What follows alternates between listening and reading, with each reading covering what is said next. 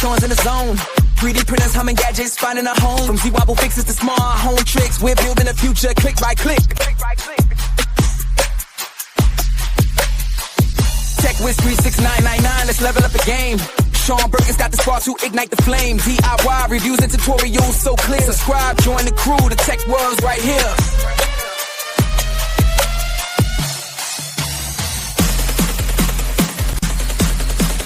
Cybersecurity tips, gaming gear we explore.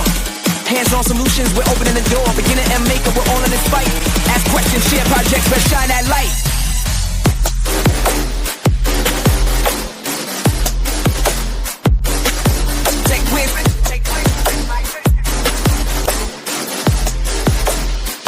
TechWiz3699, let's learn the game. Shawn Burton's got the start to ignite the flame. DIY reviews and tutorials so plain. Shawn's clack, start the crew, the tech world's right here.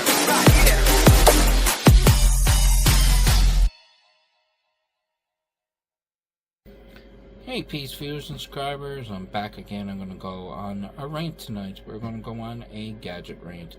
So basically what's going on is there's just a lot of things that are just really bugging me lately that's really just, I'm just not happy with. Basically, I don't know why, like, we're getting things that are Canadian made and they're made in Canada, and then it's just like, why is the items going up if they're Canadian made and Canadian manufactured and Canadian made, and then they're charging us for tariffs for a Canadian made product?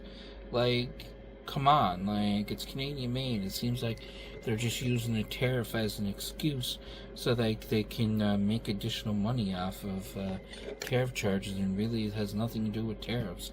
I just really don't get it. It seems like I've been purchasing a lot of things that says produced and made in Canada, but yet we're getting charged for tariff fees. Like, really? It's within the same country. So I really don't get that, and that just really bothering me. And it's just, just sometimes I just, like going off on a rant on stupid things that just don't add up or just don't make sense.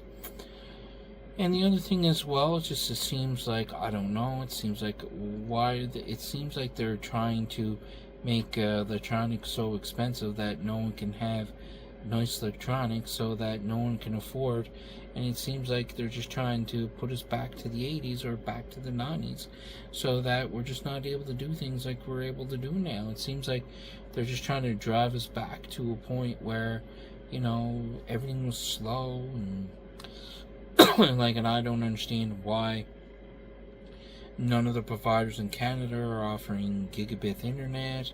I don't get that. There's other parts of the country that are offering terabyte internet, different parts of the world, and we're not able to get it, and we're supposed to be one of the top rated providers for internet, like Bell, Rogers, and all of them, but no one has a terabyte internet. And I'm not a conspiracy nut or anything. It just seems like to me they just don't want to give us a terabyte internet because they're concerned we're going to be able to download more, and that we're going to be able to, pirate stuff and stuff like that. That's the only thing I can think of why they're not offering terabyte internet. Like, it just, I don't know, it just doesn't seem to add up.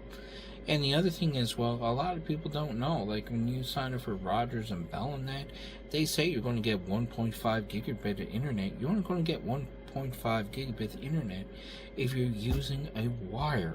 If you're going to use Wi-Fi, you're going to be lucky if you get 950 megabytes per second. So if you're thinking you're spending 1.5 gigabit internet, and you don't even get 1.5 gigabit internet as they advertise, you only get 1.2 or 1.1 gigabit internet. So there's no excuse that you can't offer us 1.5 gigabit internet. It seems like they're just trying to charge us more for something that we don't even have access to. And the other thing as well, with the Wi-Fi, you have to have devices that are Wi-Fi 6 or above to be able to get higher speed internet speeds through Wi-Fi. And that's another thing people don't realize about Bell Internet as well, that they should be aware of. And the other thing as well, with the Bell modem and router combination for Nova Scotia, people saying that you can just get rid of the Bell modem router altogether. That is not the case. I went and purchased a Asus fiber optic router, and you cannot set it up to use it for fiber optic. I even bought the extra fiber optic box that posts apparently give you the ability to do so, but the problem is Bell won't give you a username or password, so they're indicating, oh, if you do want that, you have to get a business account. You can't do it for a consumer account. So that was the other downfall. And then the other downfall is, if you go over to a business account instead of a consumer account, your internet is going to drop. You're going to have lower speed internet connection. So they're offering faster internet speeds for consumer instead of actually for the actual business end of it. So that's basically why I wouldn't switch it over to the business end. And they won't help you set that up unless you have a business internet to use your own modem and router. So that was another thing I ran into. So look out for that. I wouldn't suggest trying to do that because it just doesn't work. And what you could do is you can just plug it in directly into your modem by using the 2.5 or gigabit port that is on the router that is not fiber optic, and you get the exact same speeds with a third-party router. But the only difference with a third-party router, you'll get more coverage, it'll cover more area, and then you don't have to have all pucks hanging all around your house and charging you $5 for a puck to basically give you 100% Wi-Fi coverage in the home. And then when they advertise it, oh, we're going to offer you 100% coverage for your home. Yeah, you offer 100% coverage for your home if you buy all these other boxes. So, they don't tell you that, so it's another thing you gotta worry about and be concerned about.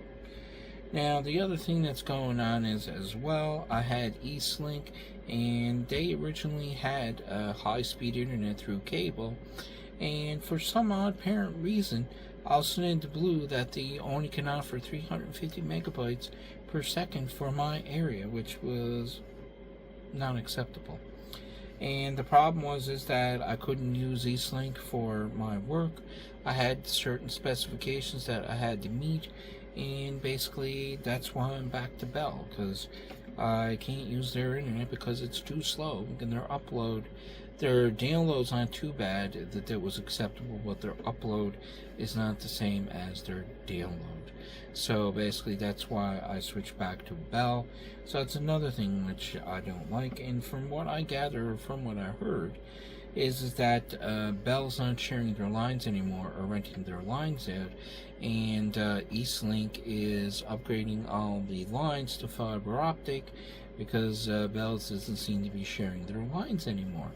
So then that's going to be a while before Eastlink is going to have high-speed internet in my area, because they're only doing the Sydney area right now. So that's another thing I wasn't happy about. Now, the other thing as well that I really has been bothering me lately, as well, like, I don't understand, they're saying there is low stock on items, but yet then they want you to buy 2 or 3 of the one item. If you were low on stock, why would you be selling 2 or 3 together as, in a bundle? It seems like all they're doing is just want you to buy more. It's not that they have less stock. They just want you to buy more. They want you to buy 2 instead of 1, or they want you to buy 3. Like, come on. Like, you think we're that naive that we don't know the difference? Like, come on. That's like, it just boggles my mind, some of the things that are going on, and it just does not make sense at all. And the other thing as well, I'm not liking the fact that I loved watching Netflix, I loved watching Prime, I loved all the streaming services, and then the cable companies had to go ruin all the streaming service for everyone. I think all they did is they just did it because people were buying the service directly through the company instead of buying cable service, and they basically couldn't have that. So then basically they ruined everything. All the streaming services are just almost converting to like cable service now. That they have commercials, and then if you don't want a commercial, you gotta pay an extra fee for that, and then each one they charge you for each one for Prime, Netflix, to get commercial free content. And the other thing as well, I find YouTube is getting like that too, that they're basically putting commercials and making you pay extra for the commercials. If you're paying for a Prime account and Prime services and you're paying for the monthly package, you shouldn't be being charged. You shouldn't be charging for ads. Those ads should be free because you have Prime membership and you're paying the yearly membership. Like, if you're not paying the yearly membership, then yes, I can see you charge you for ads free. But and then basically now what's going on is that I didn't mind some of the commercials and some of the stream services because it was referring you to watching other shows that you may like, which I had no problem with that. Now, the other problem I'm having that I see that ever since this change has been made in Canada, that they're suggesting you content that you're not even watching, that you wouldn't even remotely watch. And then you're giving these shows ratings so that they have that show. That is not a true way of getting ratings. They're just basically blackmailing you into watching this show, and then you're giving it ratings for something that you would never ever watch. Like, there's content that you wouldn't even watch that, you know, that you very well know that I wouldn't watch that content. So it's like, it's just the stupidest thing I've ever seen. Like, it's just, everything is just going backwards. Like,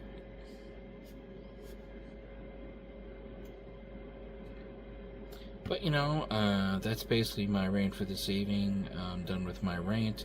And hit like and subscribe and comment. And hit subscribe. You'll be notified when I have new content available so you can watch it right away.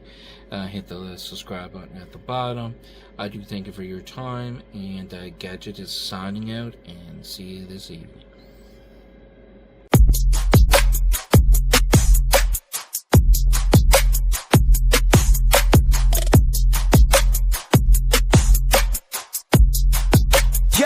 It's TechWiz3699, Shawn's in the zone.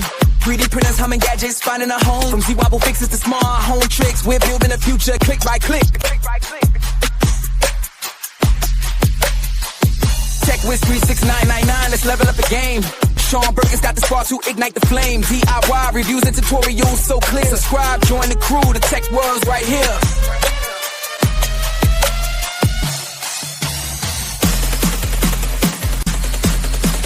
Cybersecurity tips, gaming gear we explore.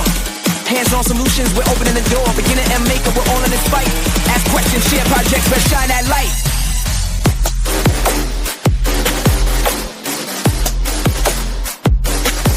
TechWiz.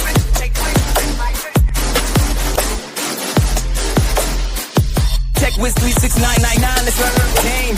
Shawn Burton's got the start to ignite the flame. DIY reviews and tutorials so play. Shawn's clack, start the crew, the tech world right here.